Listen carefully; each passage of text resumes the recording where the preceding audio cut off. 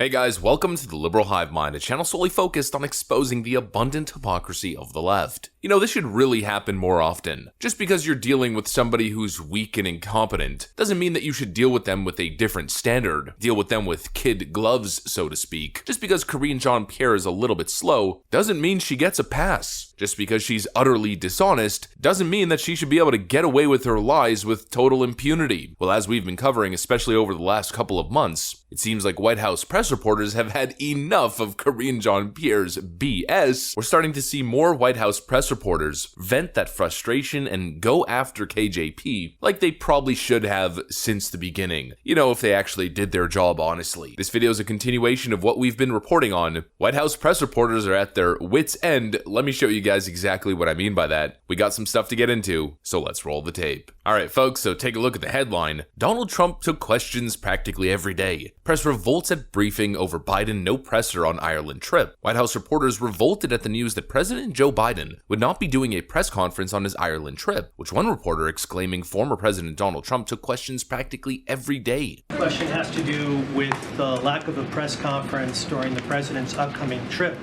and the lack of press conference that we see in general from this White House. I represent a news organization that owns 113 television stations, and a question that I'm often asked, and I don't know the answer to, so I'll ask you that question. Is the administration trying to protect the president from our questions?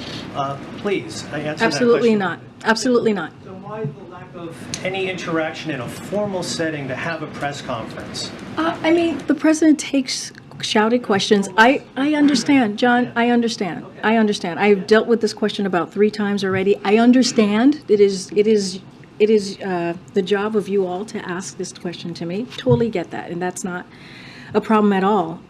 But certainly, the president many times has stood in front of all of you, has taken questions on his own, because he wanted to see what was all on your minds. He wanted to see what the questions you all were going to ask him, and he wanted to answer them directly. That has happened multiple times, many times during this administration, and that will certainly continue to be. When it comes to a formal press conference, I don't have anything to share with you at this time. Just one last thing. Yeah, sure. Just to button it up. You recognize that as it relates to prior administrations, the president's predecessor, President Obama, President George W. Bush. I've been here long enough to have covered President Bill Clinton.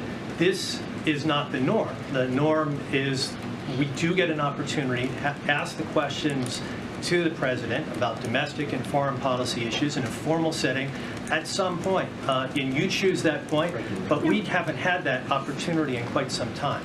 So I'll say this, it is also unprecedented that a president takes as many shouted questions as this president has, and he has. I know the last administration, and I'll tell you, almost every day until the November. Well, I swear at this point I'm convinced that Karine Jean-Pierre isn't even a human being. She has to be some sort of bot. All of her interactions go the exact same way. I have nothing for you on that. Well, I can't answer that question. Well, I understand how you feel. We understand your questions, totally get that. We'll certainly do our best to get you the information that you want. Now Democrats are trying to spin some sort of narrative that Joe Biden takes more questions than any other president in recent history. They keep showing this chart as if Biden has taken more questions than anybody else. Informal Q&A sessions. I don't know where they're getting these numbers from, but like usual, most of the data that Democrats seem to present, it's total garbage. I guess they're counting every single time Joe Biden happens to be present in a public area with the press and just checkmarking that as a Q&A session. When of course we know the reality, even when Joe Biden is taking questions, he's not really taking questions. He's asking pre-approved questions, pre-vetted questions from pre-approved reporters and outlets. He's calling on a list of journalists. And there was also a claim from Karine Jean-Pierre that Joe takes shouted questions. Again, complete garbage. When Joe Biden is faced with shouted questions, what happens? Of course, you know the answer to that before I even say it. Reporters and journalists get shouted and escorted out of the room by Joe Biden's handlers. We've covered countless of those examples. That's the.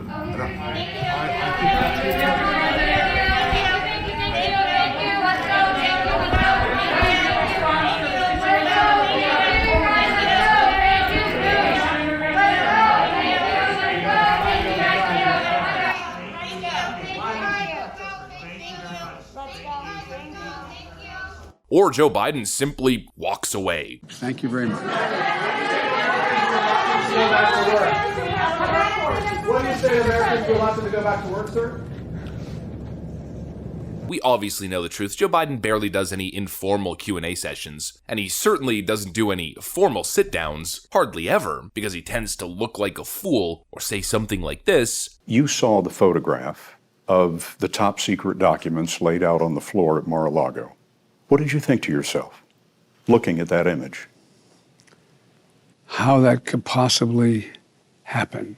How anyone could be that irresponsible. Condemning Donald Trump for supposedly stealing classified documents. Then a couple months later, it turns out that Joe Biden actually stole documents and has been doing so for decades while in Washington, and then that clip gets used against him, so we know why he doesn't do formal questions, and especially not with outlets that aren't willing to push Democrat BS. Yet the narrative they're trying to peddle is a continuation from what we heard back in early 2021. Remember when Jen Psaki said that this will be and is the most transparent presidency, the most transparent presidential administration in American history? The White House unironically claimed that and continues to claim that. Now, in many cases, you need to bring facts and statistics and data, sources to refute a claim. But do I really? In this case, do I really need to do that? I don't think so. Everybody knows that Joe Biden, since the beginning of his campaign, all the way till now, halfway through his presidency, has avoided press events and taking questions. It's not a secret, it's not surprising. In fact, Joe Biden has avoided the basic tasks of being a president. He's avoided outside. We don't call him a basement Biden for no reason. He's been on vacation in Delaware for half of his presidency. He spent his entire campaign calling a lid, hiding in a frickin' cellar, and now the marketing arm of the White House is trying to change reality, trying to rewrite history, as if Joe Biden is the most active and transparent president of all time. Give me a frickin' break. It's all fake, it's all show, it's nothing but lies. And even the press knows it. These White House press journalists aren't exactly MAGA Republicans. They're not great fans of Donald Trump, yet they're able to admit that Donald Trump was much more transparent than Joe Biden. Donald Trump took questions practically every day as they fact-check White House Press Secretary loser Karine Jean-Pierre. It's all lies, it's all spinning narratives, that's all it is. It's all political theater with this White House. And actually, speaking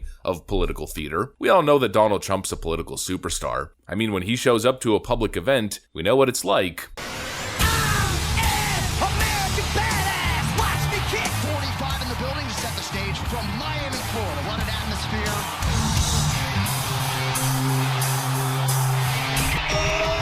Well, clearly the Biden administration must be envious or something. Joe Biden has never had that kind of moment. His hype public events are generally comprised of more Trump supporters showing up in protest than actual Biden supporters or Biden fans. So what did the Biden administration do? Well, they came up with this ingenious plan. If we can't get a crowd to get excited for Sleepy Joe domestically in the United States of America, then I guess we'll have to fly him thousands of miles away so he can have his rock star moment. The White House had to ship Joe Biden to freaking Ireland for him to get a standing ovation.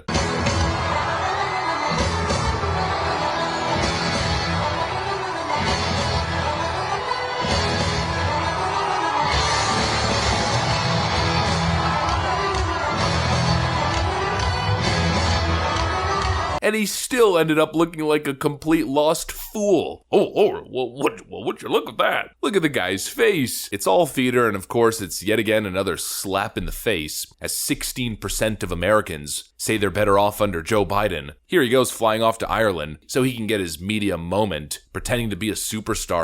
What a slap in the face to average American citizens who are currently struggling. I don't know, nothing's new, nothing's changed. The clown show that is the Biden administration, a simple continuation of the clown show that is the Biden administration. From White House aides to Karine Jean-Pierre to sleepy, creepy, piss pants Biden, a bunch of lying fools. But really, now that I think about it, I don't think they're the fools. I think the people who support them and the people who fall for this political theater crap are the foolish ones who are, of course, being played for fools. That's what I got for you guys. Hopefully you enjoyed this video. If you did, make sure to leave a like and possibly subscribe to the channel. Thanks for watching, folks, and I'll see you on the next one.